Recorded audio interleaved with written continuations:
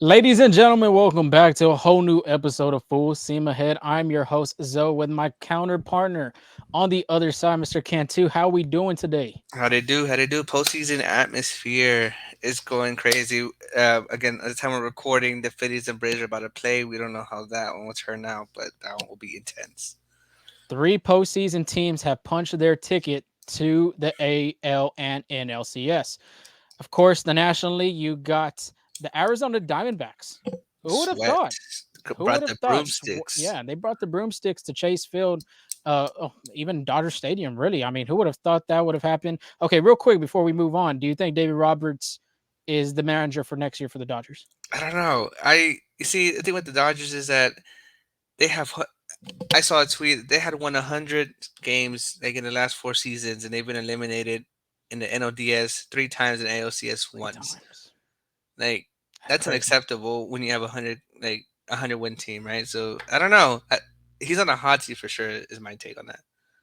Definitely, I honestly think he's on the hot seat, and it's a potential firing coming. Oh We'll talk about that later on in the offseason. Of course, got to focus on what the ALCS wait, matchup being the Texas Rangers.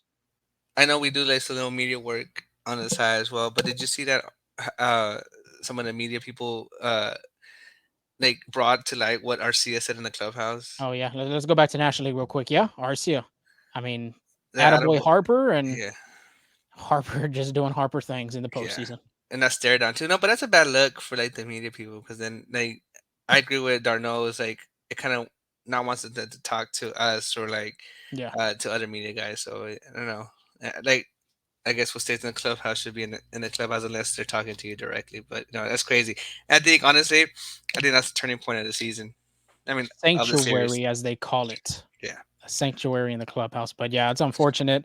Spencer Strider is on the mound for the Braves today to possibly hope they're, make it a series tie and go back to Truist Park. So, well, we'll keep you posted on that, of course. But American League, real quick, Angel, Texas Rangers, and the Houston Astros. 1, 2, 3, 4, 5, 6, and then of course you know what happened in that video. 7 Evan. straight ALCS appearances. This is the title of episode 137. But my gosh, yeah, I mean, credit to the Twins. They did a good job. They're a great team. I honestly think they'll be in the division, the winners next year in the AL Central because it's not a strong division. I do think Chicago and Detroit will probably put a little fight. Even Cleveland possibly will put a fight into it. But I still think Minnesota has a great chance. They have a lot of young talent. They have a lot of young talent, like Correa said. Royce Lewis, man, I told you in the This beginning, dog. Angel, he is a dog. He's already tied in franchise history for postseason home runs with Kirby Puckett. For That's the crazy Twins. for the Twins in Oh wow. postseason history. So, yeah, that kid's a dog. Edward Julian being in that leadoff spot. I mean, he's a dangerous leadoff hitter. They say his chase rate so low, his strikeout rate so low, and you saw why.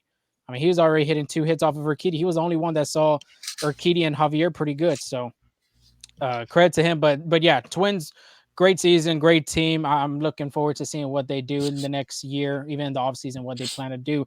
But Angel, give me that one word to describe this series. I mean, 7 straight ALCS appearances, and not just that, it's going to be a Texas showdown, which later on we'll talk about the keys to the series. I don't know. All I gotta say is that these boys are dogs. That's my keyword. They fight again. Dogs, dogs is a key word then. Oh yeah, for sure. Because again, it was a battle for in a regular season. Again, that's uncharted territory for the Astros as of late. They cruised through the division, winning 100 plus, but now it was a tie, as you saw, right? But I think just because of that, the Twins swept the Toronto Blue Jays, so they're like, oh, the Twins are gonna come and make a showing, and the Astros were the only team in Game One like that had a bye week to win the game, whereas others lost, and that just shows you that Astros are different. Are like they're both different, Hmm. and it just showed that no matter what the adversary is, they have guys that are going to step up. and win them games, and that's what happened. Unsung heroes that you know Unsung. that we'll talk about in a bit. But yeah, it was a great showing. Yeah, great series too. I mean, we said it from the beginning, and we both got our predictions right. Astros in four. I honestly thought they were going to win two games in Houston and then lose in Minnesota, but it all works out. I mean, they won in four like we had predicted. But I mean, the Twins starting pitching too. I mean, don't sleep on them. Sonny Gray's a great pitcher, and the Astros got to him. 97 batting average on that sweeper, and then Yeah, Astros turned on that pitch. yeah, we mentioned about it last episode. Pablo Lopez, which is one of the best pitchers I think the Astros have seen this postseason so far. Obviously, those their first their first series of the 23 postseason. I honestly was shocked. Rocco Baldelli took out Joe Ryan after 2 innings. I I think was that like, was a plan going ahead, like going into the game, though. You did mhm. mention that. I mean, yeah, but honestly, I think you would have left him just until he got into a bumpy situation, but it just didn't work out for them. For the Twins and things like that. But real quick, we're gonna talk about the recaps game 3 and 4. Cuban Connection, we'll go a little bit more detail with them guys, and then we'll do the keys to the series. We talked about it off air. We're gonna do a game 1 preview before the ALCS on Sunday, which is at 7:15 p.m. Okay. 7:15 p.m. for that game. Game 2 will be at 3:37 Central Time in Houston, Texas. But real quick, Angel, before we get into the recaps, shout out to our listeners out there. They are the ones holding it down. Of course, we're talking about shout outs of one of our segments, talking about the players. Shout out to all the people out there listening to us and taking the time to hear our info, our input, content, all that stuff. Real quick, United States, we've gone up 180. We're ranked 65 in Canada. We're ranked 33 in Belgium, and we are ranked 59 in Hong Kong. Hong Kong, Angel. Shout out to them guys out there and Yes. ladies if you're listening too as well. But Yeah, for sure. yeah, I mean it's been a journey like we've talked about before and over again. But Angel, start us off with that recap of Game 3 because I mean offense was on a different level for the Astros in that game. Yeah, it was bombs away in Game 3 for the Astros. Jose Abreu opened up the game with a 3-run home run. That was Lorenzo's X factor, and he called it. He started off with a second deck shot to make it 4-0 early on, right? And it was a 440-foot bomb. It was an absolute shot. After that, Alex Bregman, don't let him get hot either because he hit a solo shot to finish the game with 2 for 5 with 1 home run with 2 RBIs. And then the gift that keeps on giving, Yordan Alvarez in the playoffs is un out of this world, honestly. Yeah.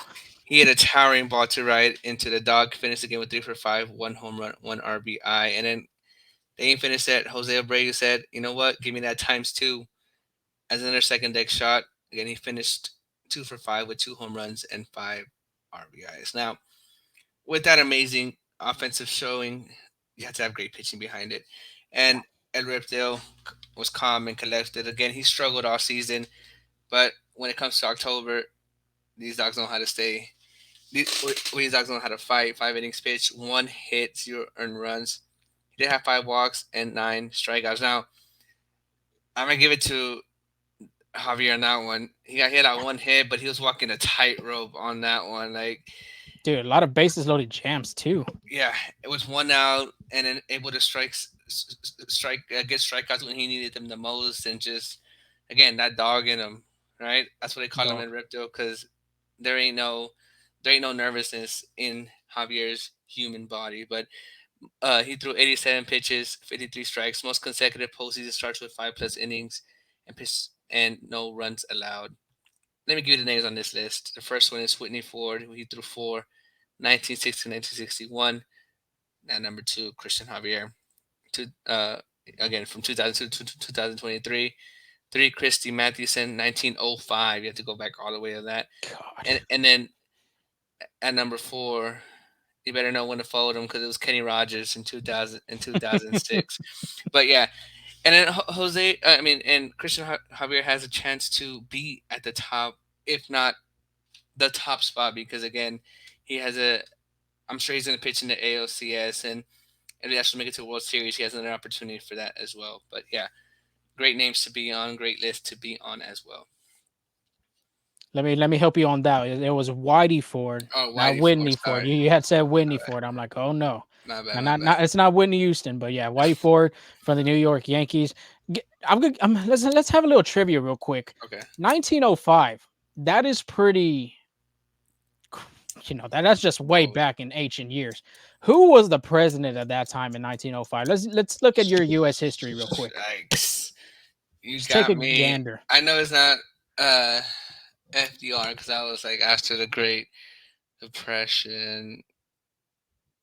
Ain't Glover Cleveland or something like that. I don't know. Glover what? I don't know. I forgot his name. I mean, it was FDR's brother, I think it was, or cousin. Theodore Roosevelt I don't think was they're the related. president. Are they related? I'm not sure. I mean, that could Come be. on now. I mean, come on. You Come on have now. Roosevelt in your last name, and you would think you'd be related to Theodore and Franklin. No, let me see. I don't think they're related. I think it's just a coincidence. And a little bit of U.S. history on FSA today. How about it? How about it? And then a little bit of Kenny Rogers too. I like that one. You better know when to fold him. R.I.P. to the Yeah, late Kenny Rogers. yeah. Great artist. I don't think they're related, bro. Nah, it's all right.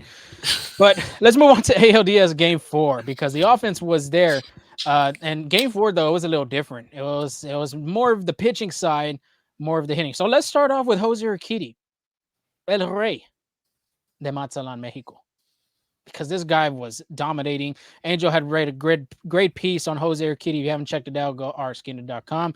5 2/3, 3 hits, 2 earned runs, 1 walk, 7 strikeouts, 82 pitches.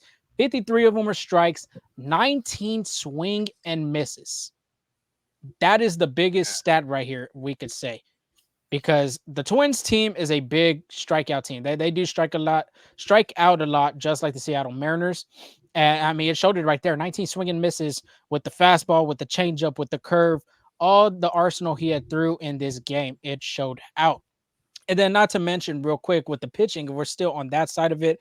The bullpen just did the rest of its job. You got your three, your setup, your hold, and your save, your closer.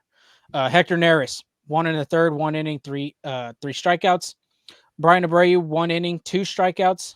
Ryan Presley, honestly, dog, I don't know if you saw that. I think it was the first or second at bat. He came off looking. It was an awkward fall, and he had slipped on the back rubber on the mound. Right there, I thought that was an injury. I'm being honest. I was like, oh no, this is not good. But he did a great job. 1 inning and 3 strikeouts. How about that? And all of them, he came back on 3-2 counts Yeah. almost, I want to say.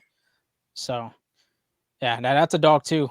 You can put as a nominee for dog of the week or dog, or if we do something. But before we move on, so you're right. They're actually related. They're fifth cousins, but not so.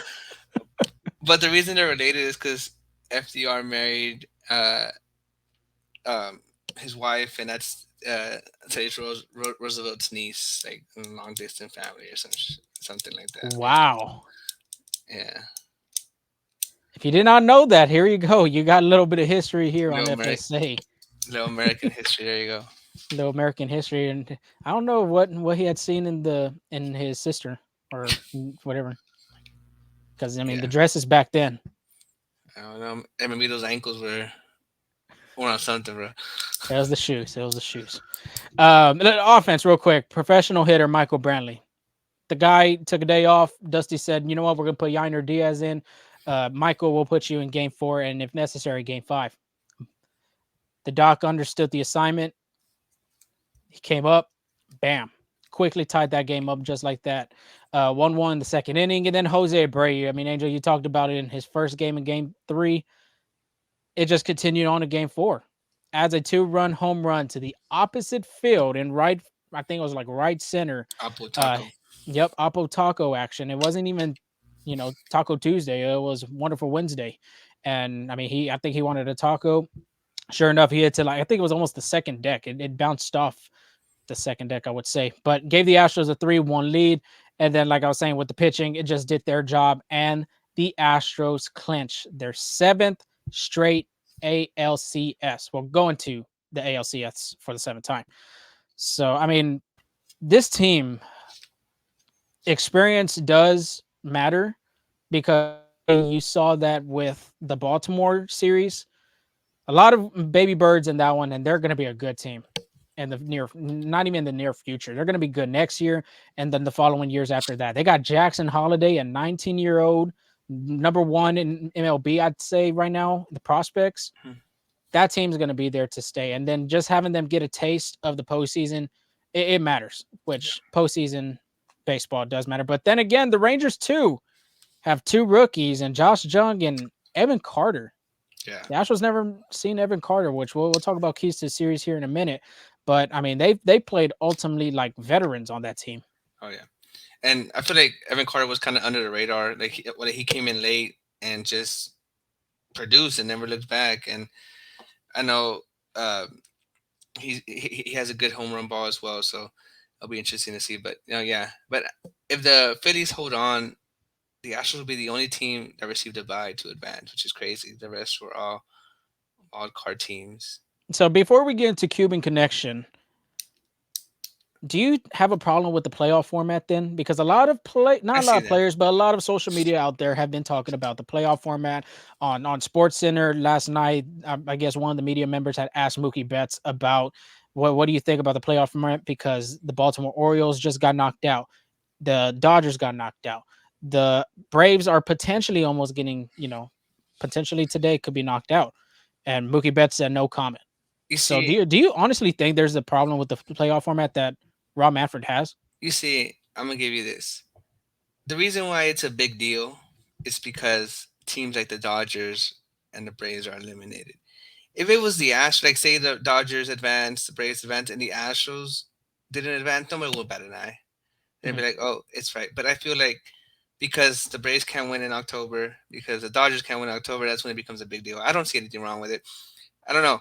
I think I would rather have refreshed guys, re-energized guys going out there on the field than someone who just had to run through a brick wall in the wild card series to come. Like who's like, if you look at it that way, who's who's more likely to win? Like for example, like if you look at it as a race perspective, right? Someone who just finished running a 400, and then they have to go against someone who's fresh. Who do you think's going to win that race? The guy who's fresh, right? Mhm. I don't know.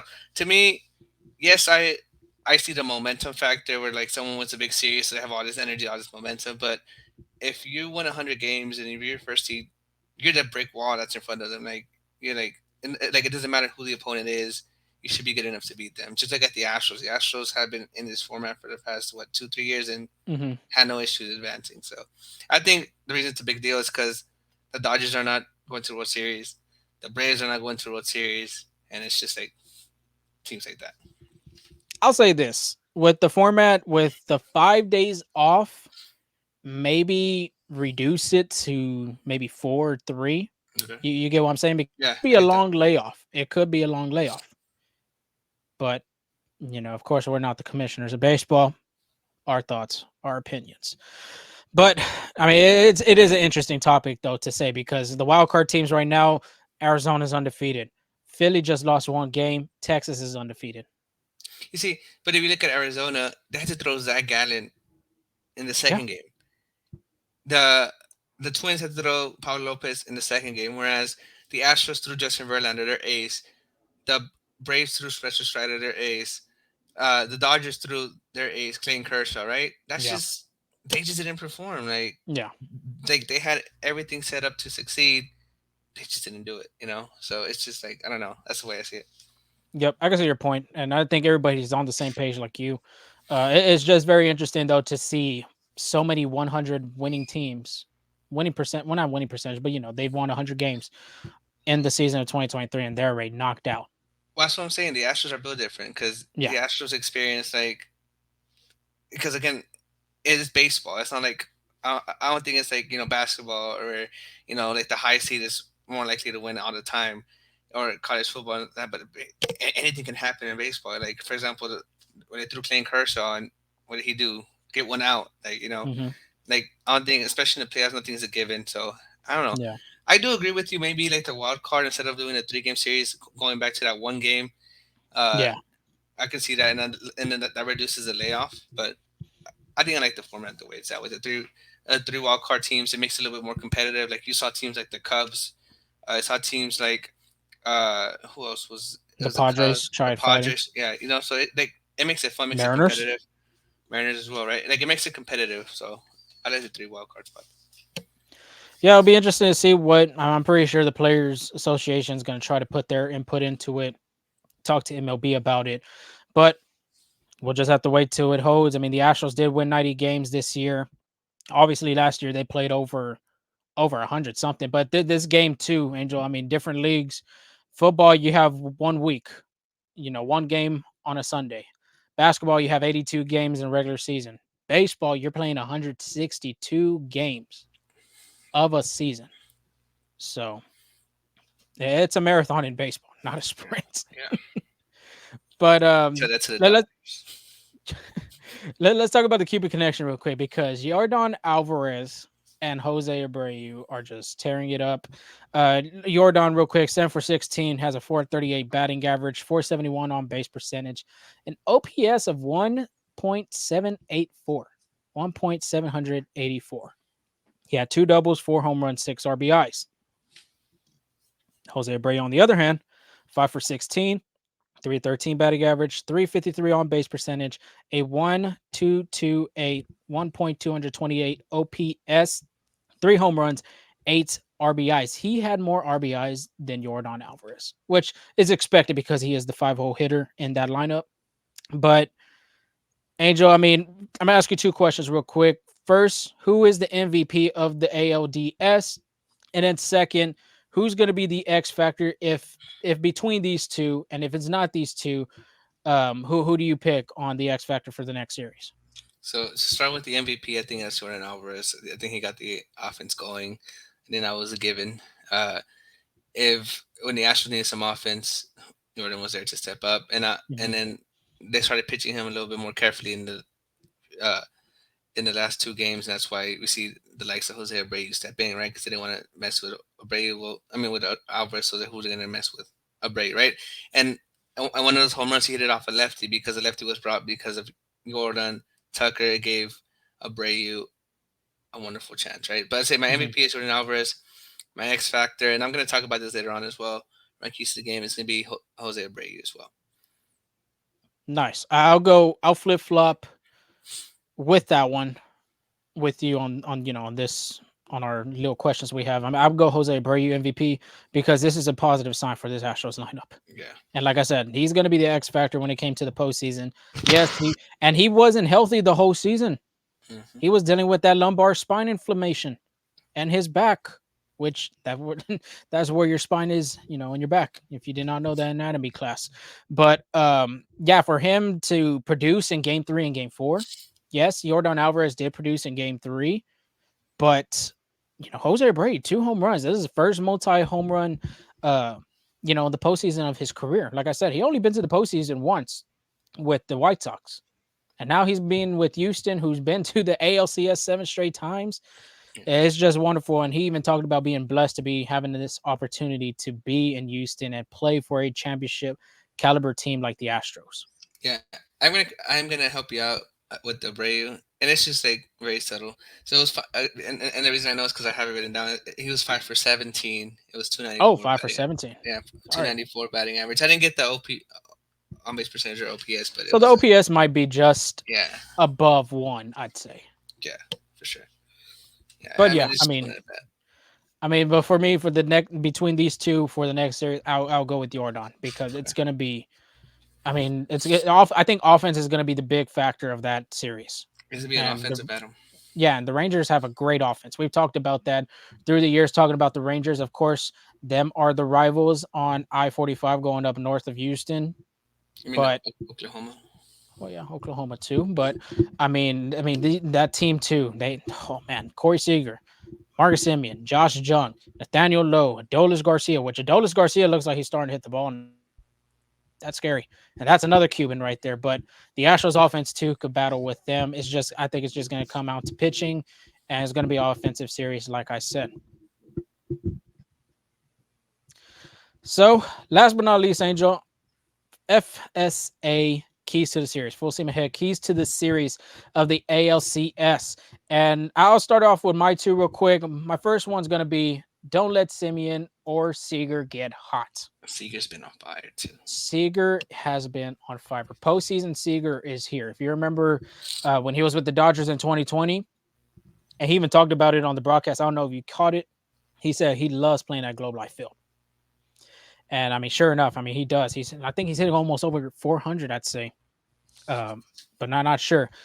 But like I said, don't let these guys get hot. And against the Astros this year in 23, Seager only played 7 games. I believe he had an injury in some of them. He batted 346, 9 hits, 2 home runs, 5 RBIs, 4 extra base hits. Simeon, on the other hand, he played the whole series against Houston. 431 batting average. He had 22 hits, 4 home runs, 12 RBIs, 6 extra base hits. This is going to be their 1-2 of the top of the order for them.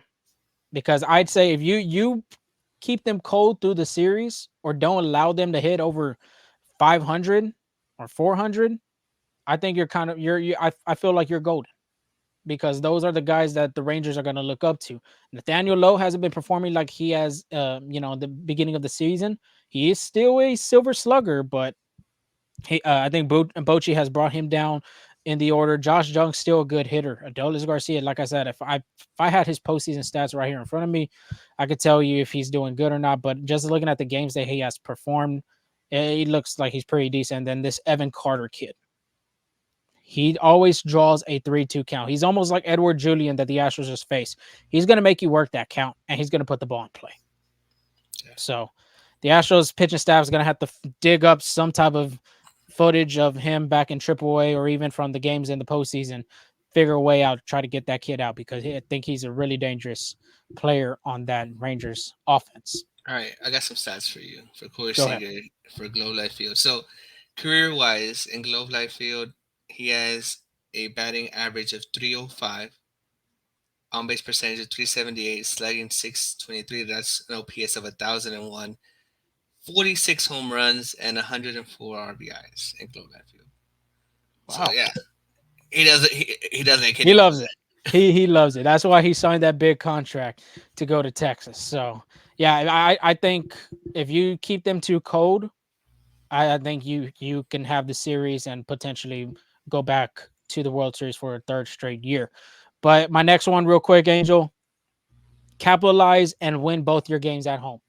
We've talked about the crowd in our latest episode that the crowd hasn't been so good. It's been subpar. It hasn't been the best that Minute Maid Park has provided through the years of postseason baseball.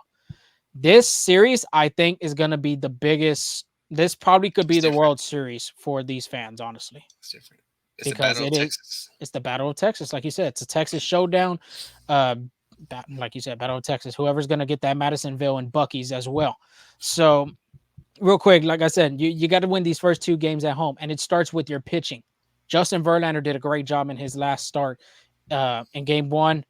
6 innings, 4 hits, 0 earned runs, 3 walks, 6 strikeouts against the Twins. Now we're talking about ALCS. Verlander has been a part of that for a amount of years. You've heard his speech on Astros social media. That's great. He wasn't, F here. But 3-1 his 5 games in the ALCS. He has a 2.08 ERA, and this is at Minute Maid Park. 34 2/3 of an inning, only allowing 8 earned runs and 43 strikeouts. That is very promising. But at the same time, too, we have seen Justin Verlander pitch at some times at home not so well. Remember, back against the Phillies in the World Series, the Astros had that 5-0 lead, and Philly came back and scored 5 on them. Same thing with the Yankees. Yeah, I mean, there's no secret on that. It's just Justin Verlander has to start that game on a good note, just like how he did the ALDS. My next one, it has to be Framber Valdez. Framber Valdez is going to be the pitching X factor. We talked about offense. He's going to be that pitching X factor in this series because the Rangers have tried to rattle him, and they've always rattled him, a.k.a. Marcus Semien. Yeah. Struggled in game 2 of the ALDS. You remember how that went 4 1/3, 7 hits, 5 earned runs, 3 walks, 5 strikeouts. His last home start in the ALCS, he's only pitched 2, One of them was against Boston, but that was way back in 2019 or 2018, one of those years. But last home start in the ALCS versus the Yankees, he did pitch really well. 7 innings, 4 hits, 2 runs, zero of them being earned, 0 walks, 9 strikeouts. That's kind of the stat you would like to hear for this upcoming ALCS for Framber. But like I was saying, Framber has been rattled by the Rangers throughout this whole season. It hasn't looked pretty for him this year against Texas. In 3 games this year against the Rangers, he has a 1-2 record with a 4.32 ERA, only 12 strikeouts, Angel. 12 strikeouts in those 3 starts, which is crazy. And both starts in Houston this year, he lost both of them against Texas. Yikes. This is where you could break it right here. Yes, the Astros have, they did win the silver boot this year with a 9-4 record against the Rangers, but at the same time, too, it doesn't matter. It doesn't matter right now. This is the postseason. Anything can happen. Like we talked about too, and I haven't even said this part right here, but the Dodgers had a better record than the Diamondbacks. You saw how that went for the D-backs. They swept them. Astros had the Mariners had a better record than the Astros. Astros in that last series of the season went to Seattle and beat them. So honestly, records don't matter. They just got to perform at a different level. And Framber Valdez has to be mentally prepared and focused in game 2 of this great series that the Astros are going to have with the Rangers. I man, and I love your X factor in Framber Valdez because, like you said, he has been struggling a bit. And we kind of talk about it last podcast how I was saying that I kind of glad Justin Fernando went first and then Framber Valdez give us that 1-0 lead, a little bit more comfortable. But yeah, it's a different. Okay, yeah, the Twins were hot, but it's a different animal in the Texas Rangers. And I ain't gonna say one thing. I didn't. And again, I think I might have said this like in the last podcast as well, is that the Rangers playing angry, especially against the Astros, because I feel like the way they see it is that the Astros stole that division or took that division crown from them, that AL Mm-hmm. West, and then obviously with that whole media battle as well with the Oh yeah, celebration and stuff like that. So I'm sure they're gonna come and throw in the kitchen sink at the Astros. This is the team they were wanting to see in the postseason. This is a team they are wanting to beat. So they're gonna fight tooth and nail for that one. So it's gonna be a great series. So especially Framber Valdez, he needs to have a cool head, just like Christian Javier on this one, because if when he starts playing those brain games with himself, that's when he's not his best. yeah. But we can go ahead and go with my X factors. Go ahead. I'm I sorry. paused it. I didn't know. All right, now let's go with my X factors for this one. It's gonna be a guy we talked about earlier. Is Jose Abreu. Mm-hmm. Jose Abreu needs to continue on that offensive tear for the Astros to have a chance because they're gonna be pitching carefully to Yordan Alvarez. I'm sure they're gonna bring a lefty for Kyle Tucker as well. Well, who has that advantage against the lefty is Jose Abreu. So, especially if you saw Kyle Tucker kind of struggle a little bit in the ALDS, Mm-hmm. Jose Abreu needs to be that guy, and he was that guy in the ODS. He needs to continue being that guy in the ALCS. Now, I'm going to say Jeremy Pena too.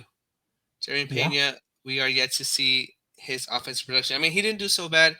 He was 4 for 16. It's a 250 batting average, and he only struck out one time, which is a plus because yeah. you saw That is Sonny a Gray with huge those sweepers.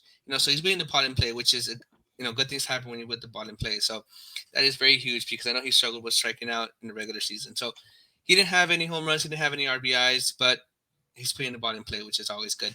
So especially in that bottom of the lineup, because Alomari did play well, but I feel like teams kind of see that as an automatic out sometimes.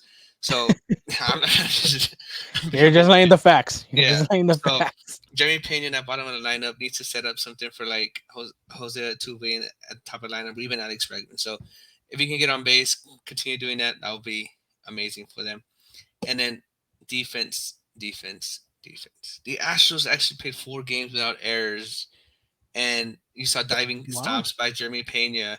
You saw that line drive caught right. If they can continue like that scoop by Bregman, Yeah, uh, that uh, one was a good one. that one was like if that can continue, Astros the Astros should stand a chance against the Rangers. Like they should be able to battle, and they should be able to even come out victorious in this season, and like in this um, series. Now, yes, the Astros do have some rookies, but again, like you said, so does the Rangers, and sometimes experience outweighs the talent, right? So Hmm. the Astros have that experience. They have that talent as well. So if they can keep the defensive lock, have those X factors produce, it should be an interesting series. Yeah, it's almost like I don't want to say this, but I'm comparing Say this it. No, Rangers team go ahead. Go ahead. I'm comparing just this kidding. Rangers team to the Astros 2015 team. I'm Okay. honestly comparing it because it's a young group. The Rangers do have some veterans and in Seager and Simeon, but I mean they got some good young talent there. And well, not even starting pitching, but obviously Evan Carter's a good one. Josh Jung's the other one. Jonah Heim's done a great job this year for the Rangers as well.